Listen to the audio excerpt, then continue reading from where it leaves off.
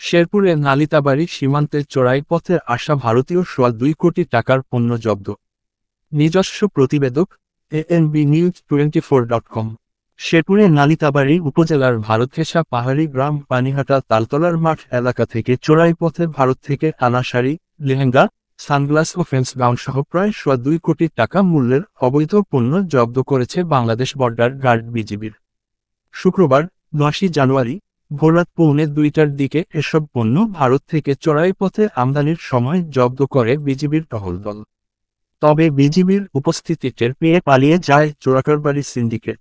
বিজিবির সূত্রে জানা গেছে, গোপন সংবাদের ভিত্তিতে বৃহস্পতিবার দিবাগত রাত 1:45টার দিকে পানিহাটা তালতলার মাঠ এলাকায় অভিযান চালায় রামচন্দ্রকুড়া বিজিবির ক্যাম্পের টহল দল। এ সময় বিজিবির উপস্থিতি টের পেয়ে চোরাকারবারির সাথে জড়িতরা ভারতীয় মালামাল ফেলে পালিয়ে যায়।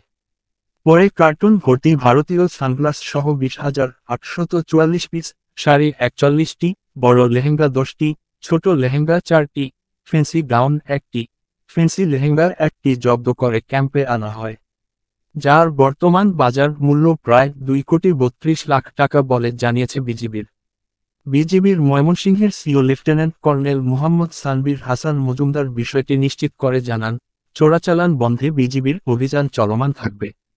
সীমান্তে সব ধরনের অপরাধ দমনে বিজিবির কাজ করছে। লাল Mohammad Shahjahan Kibria, ANB News 24.com, Nalitabari, Sherpur.